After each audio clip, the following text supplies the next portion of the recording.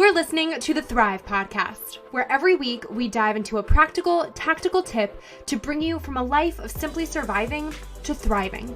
It's personal development for the everyday girl who is done with coasting through her days, done with feeling like she's missing out on the deeper meaning of her own life, and done with mediocrity once and for all.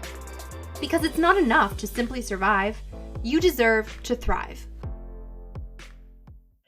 Welcome back to Thrive. In today's episode, I'm having a conversation with my friend Beth Geddio, a group fitness instructor, full-time sales professional in the design industry, and an avid live event attendee who can now add live event organizer to her own resume too.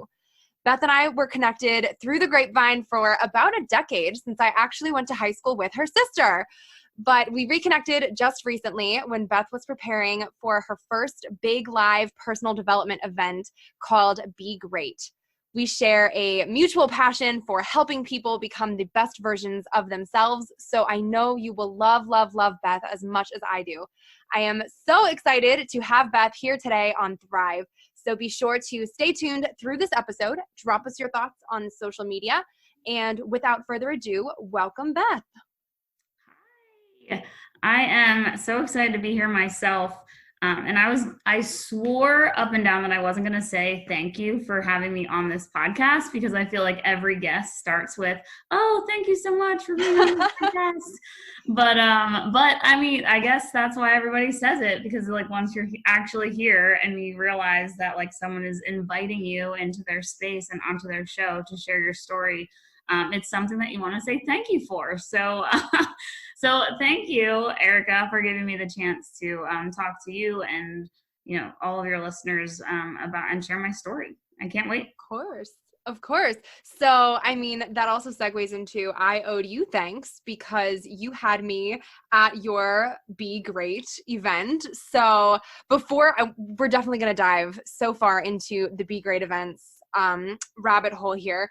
But before diving into all things Be Great, since that's how you and I got connected in the first place, can you give us the lowdown on your background beyond Be? So maybe what else you do and have done professionally, but maybe a little bit about you personally too. Yeah, great. I'm happy to share.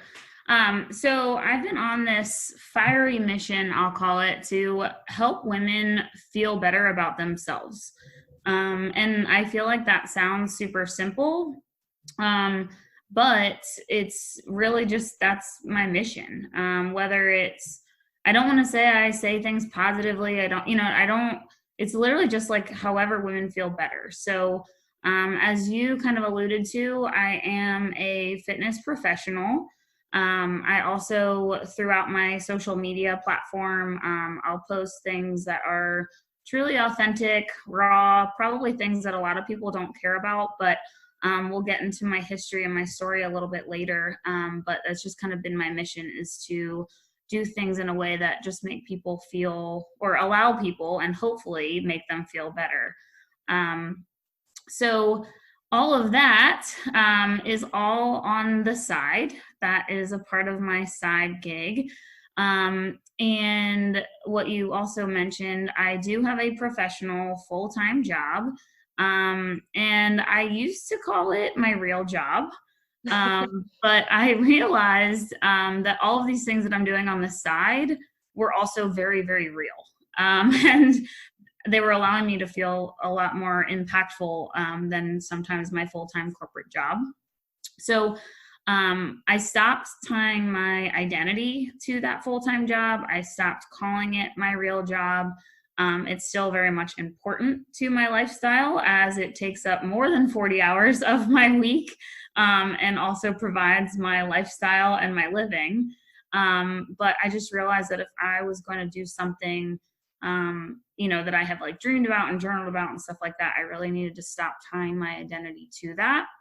So my full-time job, not my real job, I am in the corporate real estate space. So I work with interior designers and I help them find furniture solutions within corporate. So if anyone is listening to this, sitting in a cubicle or a task chair, hopefully you like it if it's mine, but basically it has the potential to be mine. as well as, cool offices like Google, and, Comcast more locally, stuff like that. So all of those different office spaces are things that I have helped interior designers fit out, and provide the furniture for that. That's So awesome. yeah. I love that. So I love how you just mentioned too, that it's your full-time professional job, but not your real job, because that's so true. Your dreams and your side gigs are very much real. And I can speak to that because I attended your very real, very awesome Be Great event. So tell us, what is Be, this awesome thing that you've created, and what is the whole premise behind Be Great events? Yeah. So B is a live event right now. So basically Be Great events. I'm going to start there because that's kind of how it evolved. Sure. When I really stepped into this space of wanting to, help people feel better and like that kind of thing, I was very new into this positivity space. And my initials are BEG. So as I'm trying, while I'm a designer, I'm not like an artist. So I'm not like super, super creative. I need like logic to happen behind the creativity. So as I was like thinking about these things, I was like, how could I make it mine? How could I make it like identify with me? And so having these initials, I just thought it would be cool. Like, okay, my first two initials are BE. And then, my last initial is G. So like, what word is positive that goes with the G? I had gratitude, I went through the like dictionary in terms of what I could use, and Be Great just stuck. So it sounded weird at first, but now it's mine and it's what we run with. So as I, have been running with that, a lot of my story made me realize that I didn't always want to be great. And frankly, there were days where I couldn't be great. And so if I'm going to create an event day that allowed women to show up as they are, an event that celebrated women as they are, I needed to take the great off of it. I needed to allow them to discover or own and celebrate whatever it is that they wanted. So I took the great off. I made it Be. And so basically Be is a day where you get to come and you get to celebrate who you are, and you get to decide what you want to be and celebrate that too. So a day full of high energy, motivational speakers, inspirational speakers, workouts, healthy food vendors, fun vendors, just like with cool goods and all kinds of stuff like that. Just a day filled with all of those things that are going to help you celebrate yourself, and allow you to discover who it is that you want to be. I got goosebumps all over again. So tell us too, what makes Be different from other personal development or live events? Because I know you and I have both attended conferences in the past, personal development events. We're both kind of junkies in that space. So what do you think makes Be stand out on its own? Sure. So again, I've attended a lot of events where they're geared towards entrepreneurs, or events that are geared toward health and wellness. But I haven't attended events where I, as a professional and a budding entrepreneur, felt like I really kind of fit in. And so B was one, like, health and wellness is super important for me. But what I realized was that a workout isn't going to fix any of my problems, or isn't going to help me come and decide and decipher what my dreams are. And going to a motivational event, I was finding myself trying to work out in the morning, because if I'm going to dedicate an entire Saturday, like Saturday was my workout day, being a full-time professional, like I would try to get workouts in throughout the week, but Saturday was like my go-to day. So if I was going to dedicate a day to go and sit in another chair, I needed to make sure that I was going to have that space to work out. So seeing as that I see health and wellness as like a triptych that includes physical, emotional, and psychological, I knew that I needed to have an event that was going to address all three of those things and encompass all of that. The other reality is I'm not an entrepreneur that's super successful, that has a lot of skills that I can share with people, and I don't have that platform. I have a platform that's based on fitness, that's based on wellness, and that's based on positivity. And so I knew that if I was going to create a day, I needed a day that was going to address all of those things, because those were the things that I knew deep down inside my heart. So that's awesome too, because you played with your strengths and you did not shy away from leaning into that, even if it wasn't something that you had seen somebody else do successfully before you, which is so important. And that is completely entrepreneurial in nature, even though you claim to not be an expert at it yet. But I mean, that's what people do well, is you saw that hole in the market and you said, hey, I'm good at that. And I think other people will need that too. And you filled that instead of trying to be like everybody else. So I think that's awesome. I wanted to talk to you too.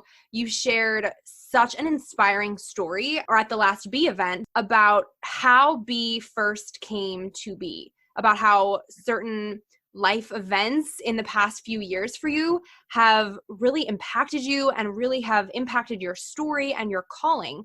So would you mind sharing some of those stories with listeners? Because knowing them and knowing you, I think they're maybe really relatable circumstances to some folks listening in. yeah, I'm happy to do that.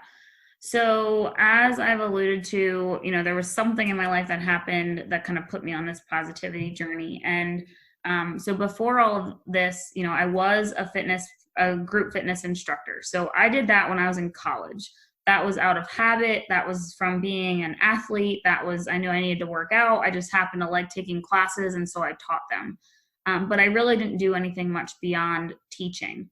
And so what happened 4 years ago was my dad died suddenly of a heart attack. And after the grieving process, after I kind of went through that, and for me, that grieving process was between 6 or 7 months when I kind of really felt like the clouds had lifted. And after my dad died, a lot of people have come and, shared with me that my dad had impacted their life in ways that I had no idea about while he was alive. And he was the type of guy that, like, you would be walking down the black bean aisle and like have a sad face, and my dad would see it, and he would like go out of his way to like say hi to you, find out something about your story, and like twist it or ask you something, and just like make these strangers like feel better after they left.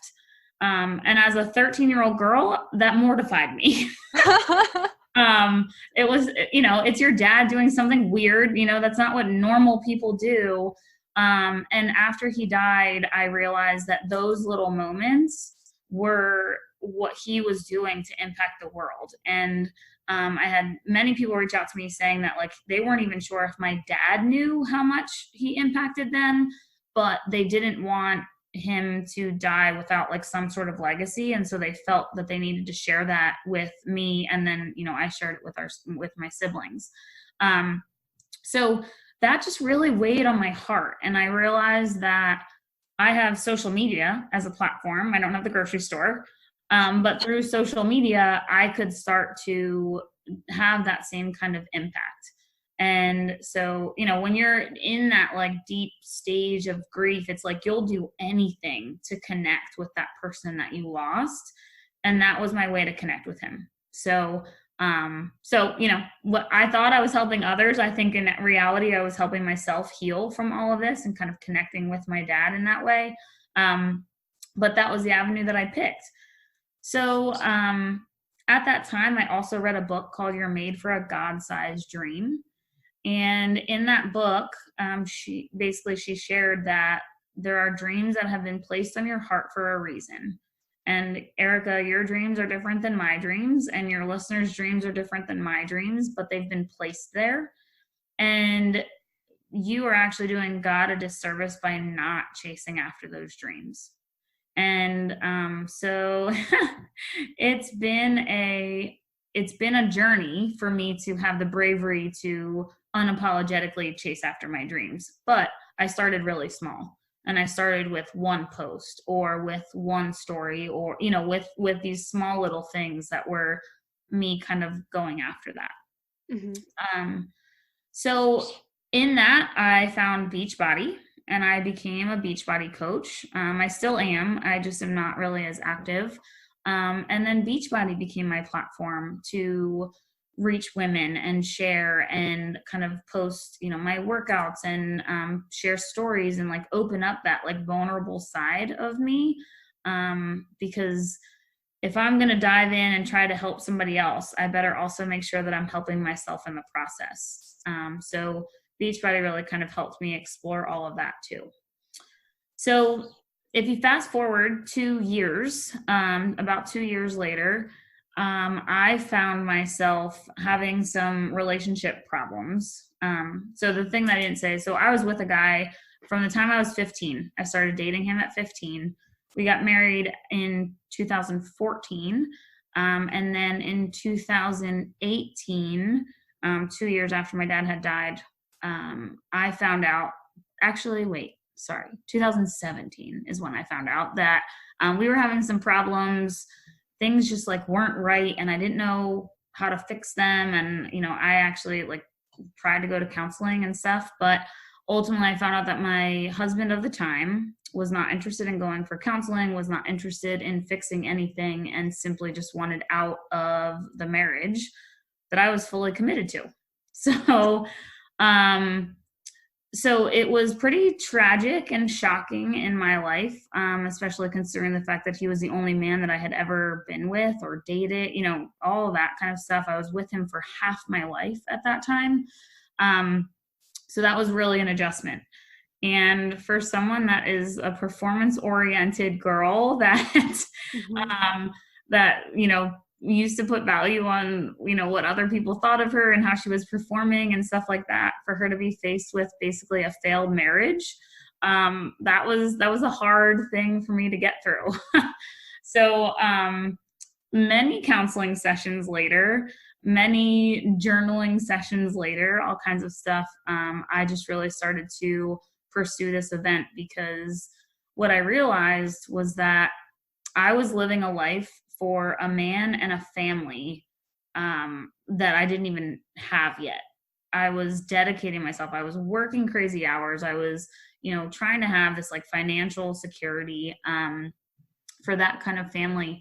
And so basically, like, I was living to impact this one person and these future people that would come into my life. When I wasn't doing that, I'm not meant to do that. I'm meant to impact a lot more people. And that started with that little inkling of a legacy that my dad started. And so I really think that, by God basically removing my husband from my life, that's kind of how I learned that lesson, and that I'm here to impact a lot more people than just him. That's awesome. First off, thank you for sharing all of that too, because that's a lot of vulnerable stories that you just put out there. So I just want to honor that for a hot second before breezing on to the next thing.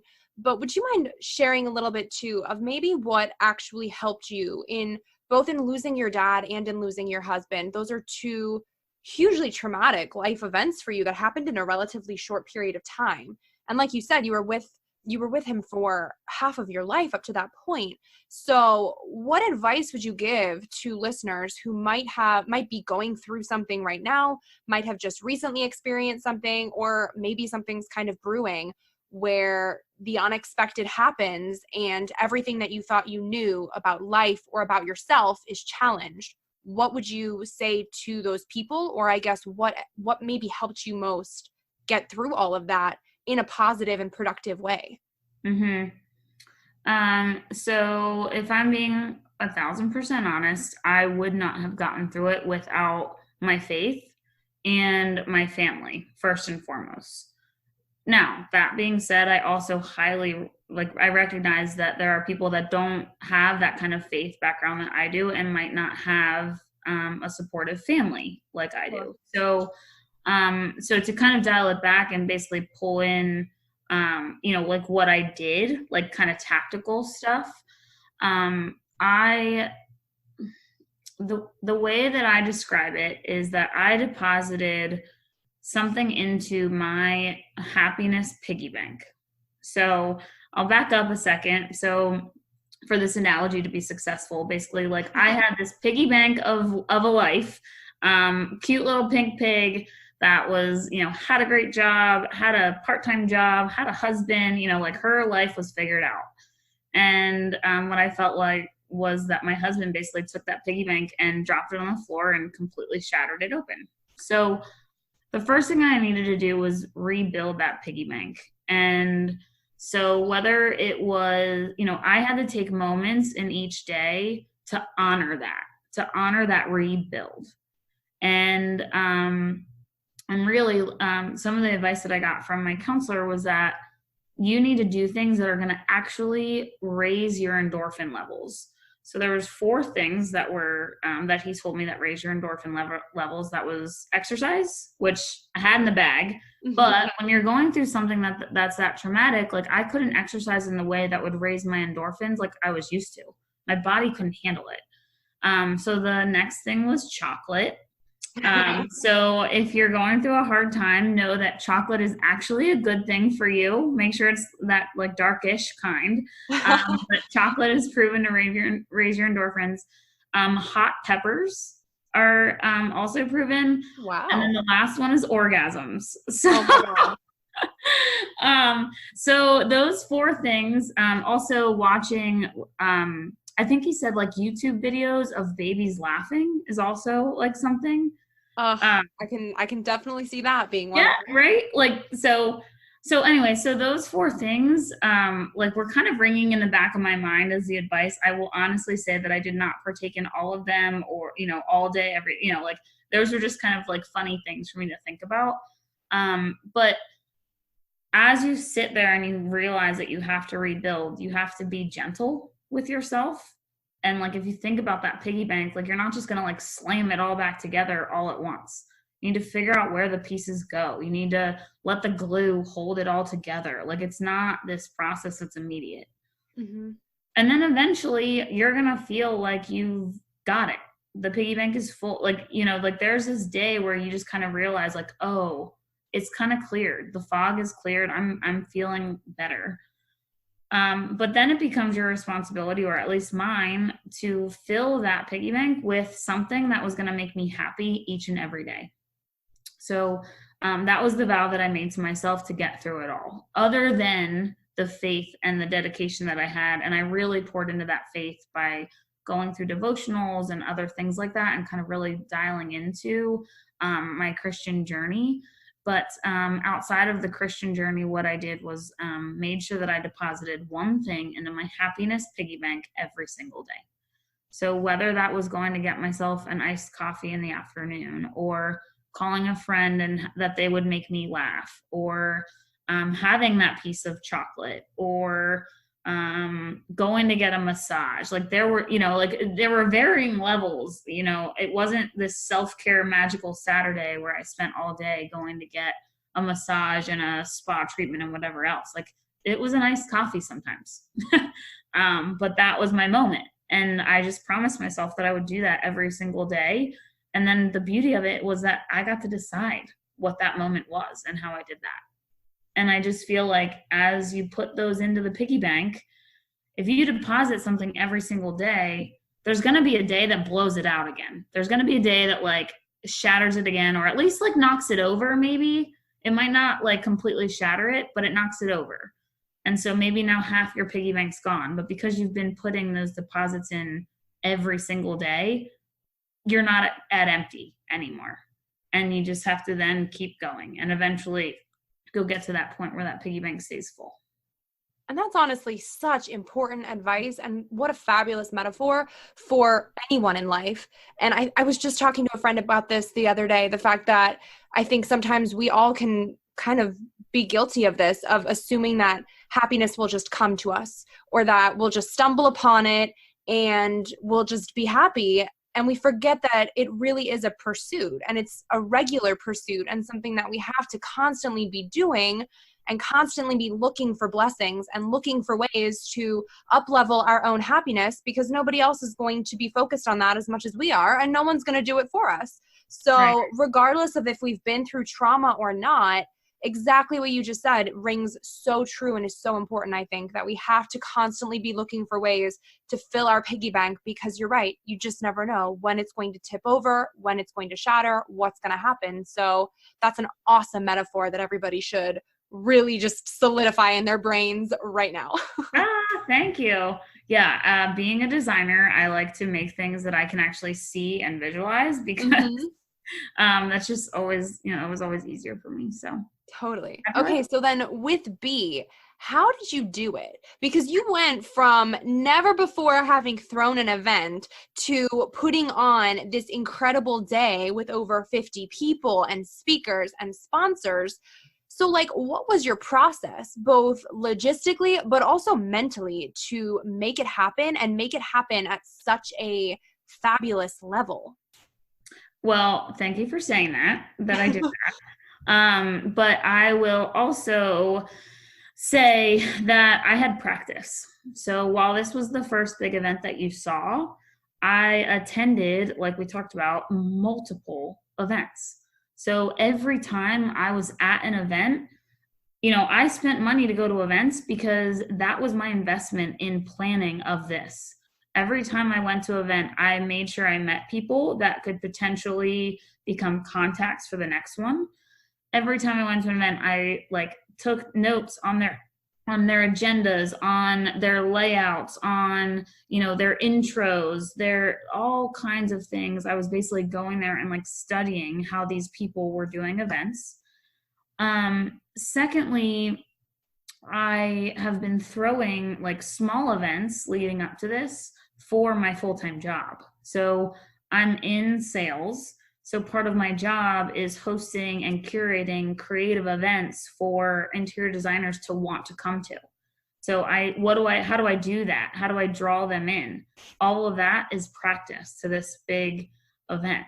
I teach workout classes, so I know how to get the energy high in the room. I know, I'm a designer. I know what looks good. So, all of these different things were all things that when I first started, I had this fear that I had never done something like this before.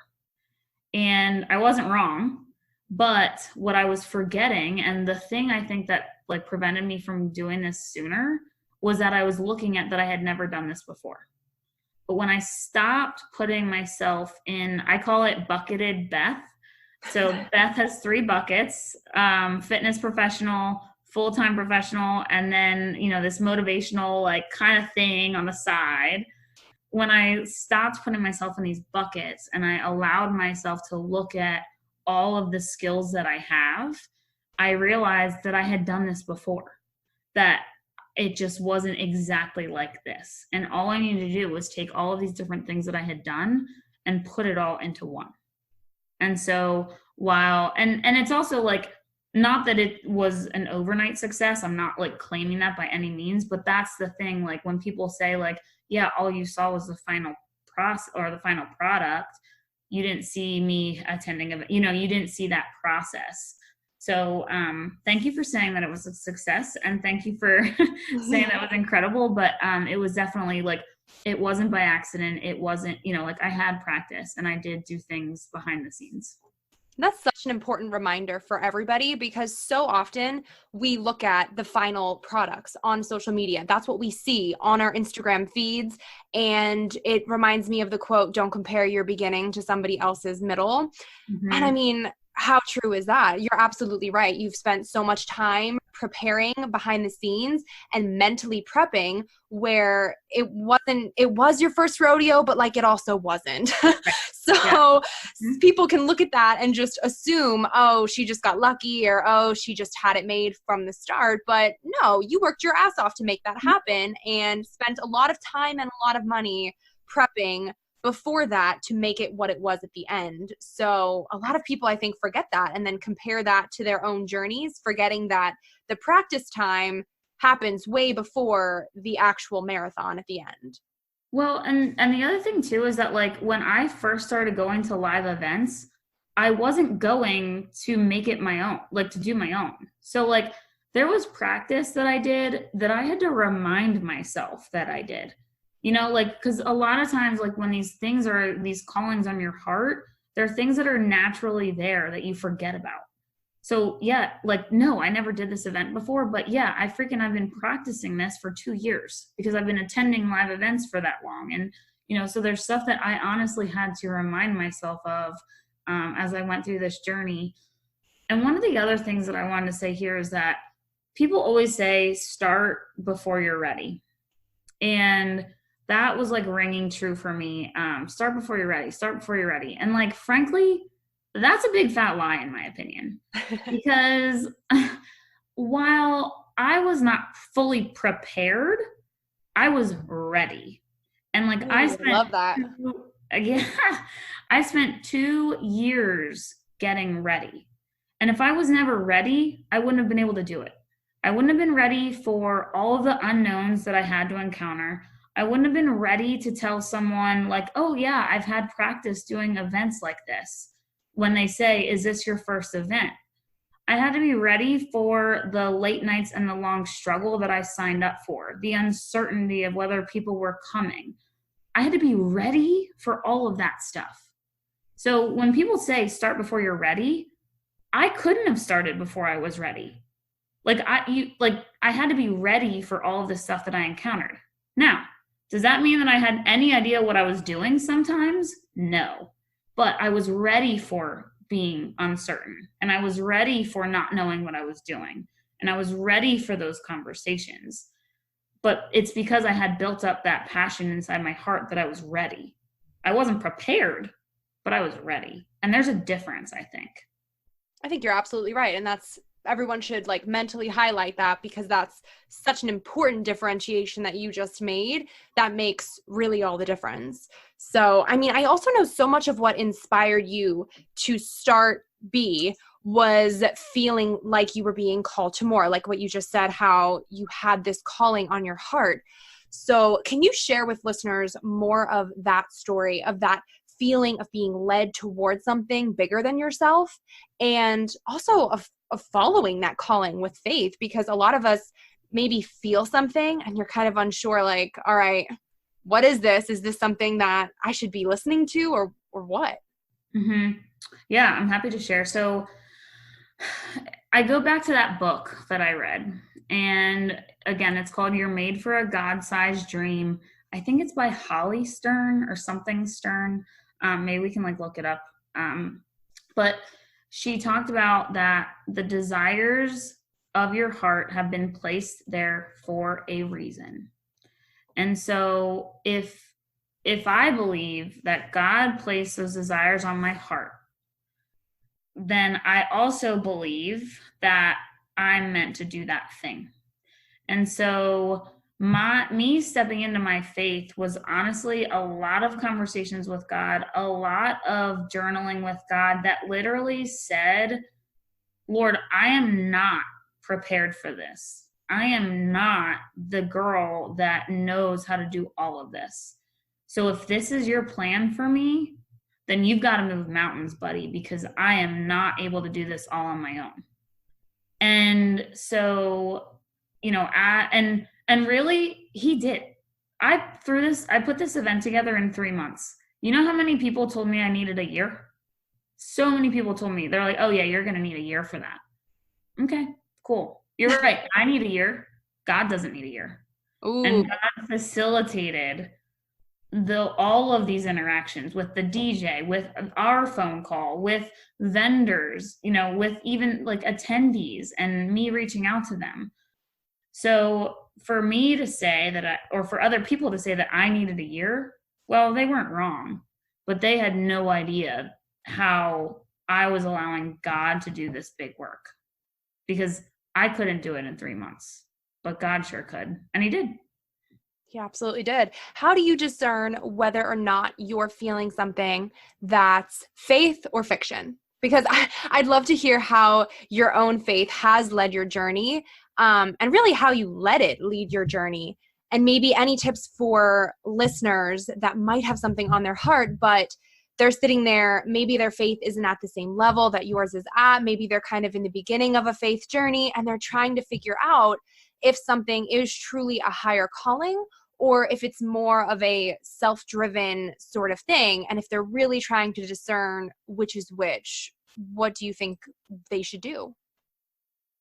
Well, I would ask you, why can't they be the exact same thing? So if you have something that you're being called to do that is self-driven, why couldn't that be something that you are being called to do? And why couldn't that be your higher calling? And frankly, as I sit here with someone that is kind of far along in my faith journey, it is hard for me to discern, if I'm going to be honest, because I think that I've sat here and done the work, and had the journey that all along I doubted myself. And I asked that same question, Erica, honestly. And after doing it and after following it, I realized that the doubt that I had was the self-led stuff.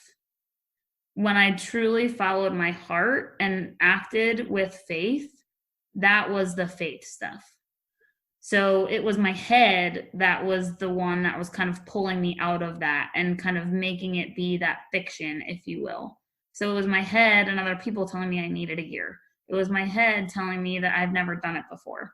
But after going through all of that, realizing all of that, it was faith that allowed me to do these bigger things. And if I would have listened to all of the doubts and stuff from my head, I feel like that would have been more of that self-driven, because, being a professional, having a secure job, having all of these things that are lining up, basically, that are telling me that, like, I don't need to do this.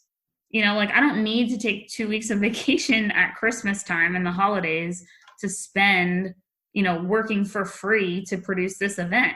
I don't need to do any of that. But to step into it and to know that that's the calling, and to also, like, I had to make my own sacrifices to follow that.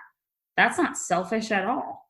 That's frankly not self-driven, really, if you look at it, because the self-driven part of me wanted to go shopping over the holidays and wanted to spend extra time with family and other stuff like that. So I feel like the self-driven part, as I kind of talk through that, might be more of those things that, like, feel good in the moment.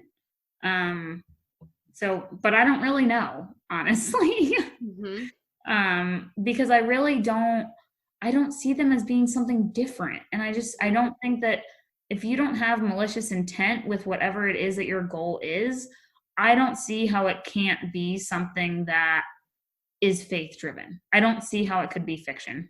If you're not trying to, have malicious intent or hurt someone or, anything like that, I don't see how it could be anything other than faith driven. I love that. And it actually ties really nicely into my conversation with Dr. Wendy O'Connor from a few episodes back, because she mentioned something similar, in that oftentimes our fears are what is holding us back and keeping us safe, because it's just your natural instinct in terms of keeping you in what's comfortable, keeping you in what is known to be safe. So I think what you said is exactly spot on and completely accurate, in that your faith is what is sometimes required to get to that next step, or to elevate, or to step into a calling or a higher purpose, or the unknown, because you don't have answers. It's not known, and your fear and that comfortability is not going to be what gets you to the next level. That's not going to take you to a new area of growth. So Right. I think what you said is just absolutely spot on. Great. Thanks. So what is next for B, and what is next for Beth? Oh gosh, what's not next?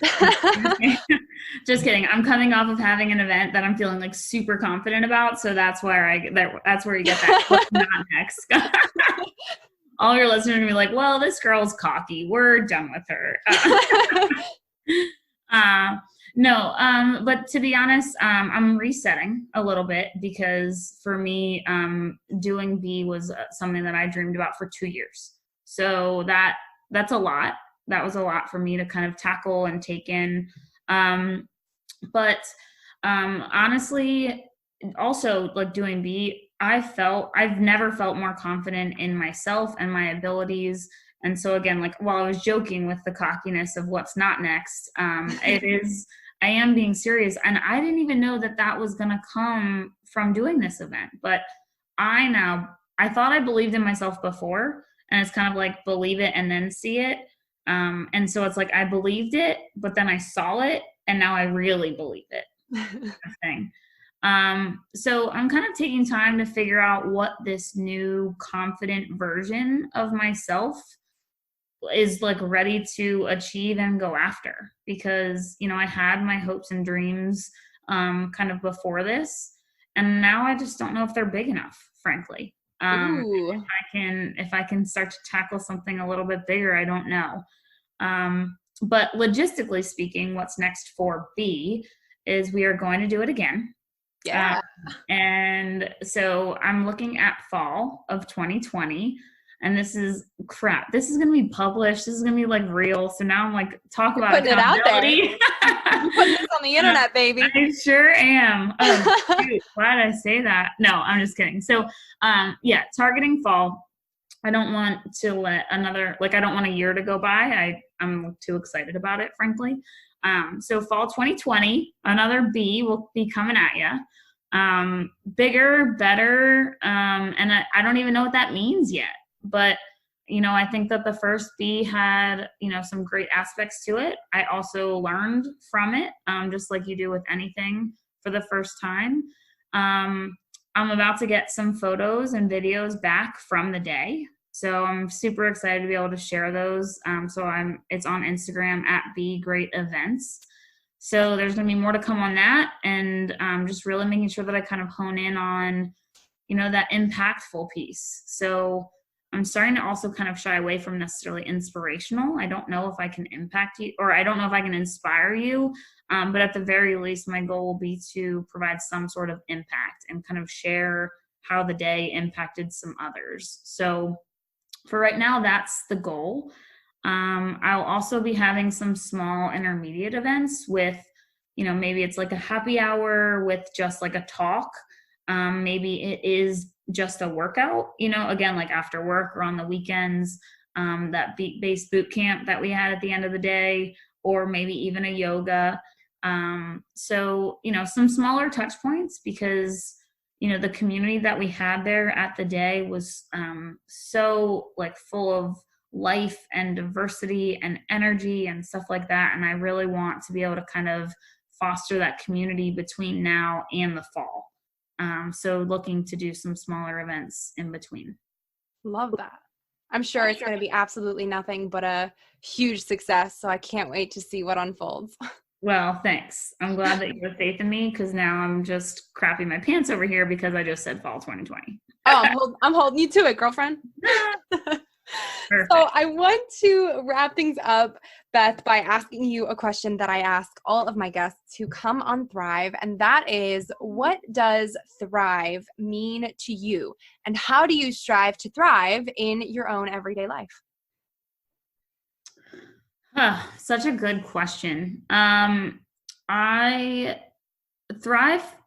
to me is, it's going to sound super simple, but taking deep breaths and just really breathing in gratitude.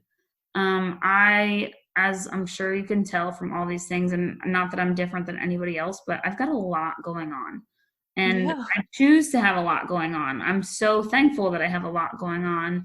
But when I do big things, when I do a lot of things, when I go for a run, when I like get moments in yoga, like when I am like kind of operating at my fullest potential, there are times where I just stop and take a deep breath and just say thank you for all of the stuff that's going on.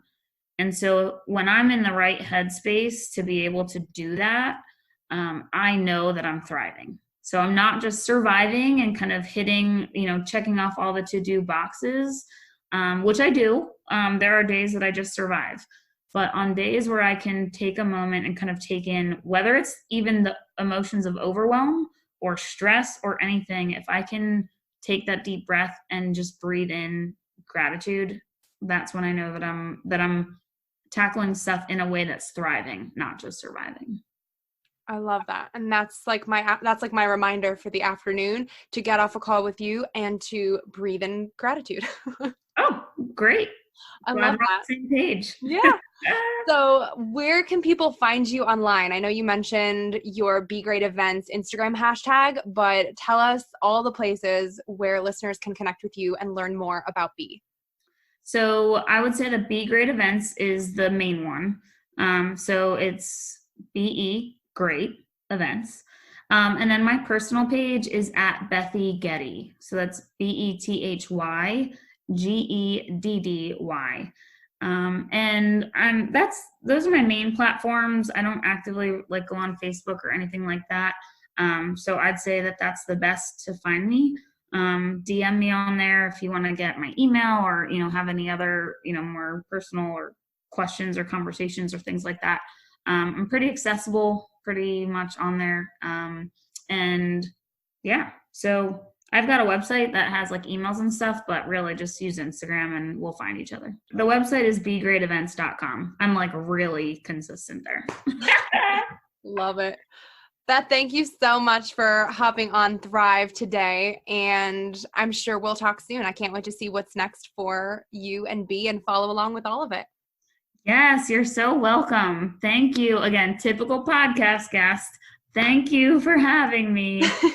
But seriously, Erica, this was a blast. I hope that the things that I said were valuable to your listeners, that they are able to walk away with something, and that, I don't just share my story just because I want to talk to people about it. I hope that the tough things that I went through are somehow helpful to other people. So thank you for giving me that platform. And I really do hope that everything I shared today is helpful to at least just one, Well, it was helpful to me. So you've done your job. Great. I'll take it. Thanks so much. Wait, before you go, if you like what you just listened to, drop us 5 stars on iTunes. Make sure you're subscribed to never miss an episode of Thrive. And if you're on Instagram, snap a screenshot and share to your story with what episode you're tuning into, and tag me at Erica Lagenza with what part resonated with you the most. That way I can see what's helping you and your friends can pick up a helpful tidbit too. Thanks for tuning in. It's your time to thrive.